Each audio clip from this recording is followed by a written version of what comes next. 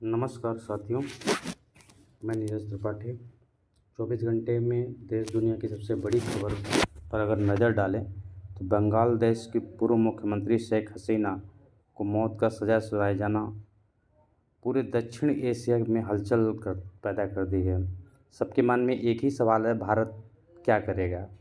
और अगर भारत ने शेख हसीना को बंगाल देश को नहीं सौंपा तो आगे हालत क्या बन सकते हैं।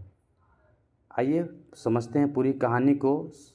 सिर्फ 6 सवाल हम आपसे बताएंगे जिसमें आप पूरी तरह समझ जाएंगे। इसके पहले अगर हमारे चैनल पर नए हैं तो चैनल को सब्सक्राइब करके लाइक ज़रूर कर लें और कमेंट में बताते रहें अपने बारे में। पहला सवाल, शेख हसीना को मौत की सज़ा क्यों हुई? बंगाल देश की विशेष अदालत ने शेख हसीना को राजनीतिक दमन, मानवाधिकार उल्लंघन और भ्रष्टाचार से जुड़े पुराने मामलों में दोषी माना है। नई अंतरिम सरकार ने फैसला को न्यायिक प्रक्रिया बताया, लेकिन हसीना के समर्थकों का दावा है कि यह एक फैसला राजनीतिक बदले की है। अब सवाल नंबर 2, शेख हसीना अभी कहाँ हैं?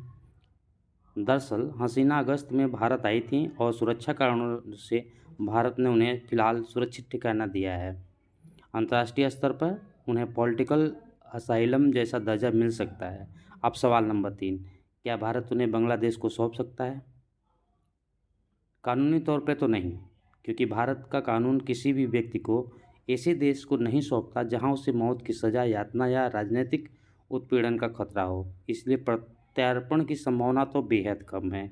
अब सवाल नंबर 4, अगर भारत ने हसीना को नहीं सौंपा तो क्या होगा? सबसे बड़ा जोखिम यही है, भारत और बांग्लादेश के रिश्तों में तनाव हो सकता है।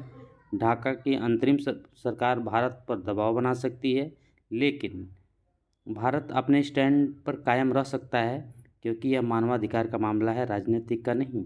अब सवाल नंबर 5, क्या अंतर्राष्ट्रीय दबाव बढ़ेगा इस पर? जी हाँ, अमेरिका, यूरोपियन यूनियन और संयुक्त राष्ट्र पहले ही बांग्लादेश की राजनीतिक हालत को लेकर चिंतित हैं।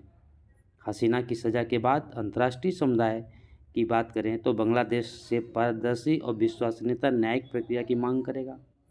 सवाल नंबर 6 और आखिरी, आगे क्या हो सकता है?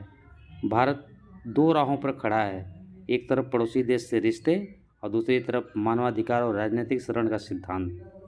भारत कोशिश करेगा कि तनाव कम हो, बातचीत शुरू हो और हसीना को अंतर्राष्ट्रीय सुरक्षा मिले, लेकिन ये साफ है, भारत हसीना को किसी भी कीमत पर जबरन बांग्लादेश को नहीं सौंपेगा।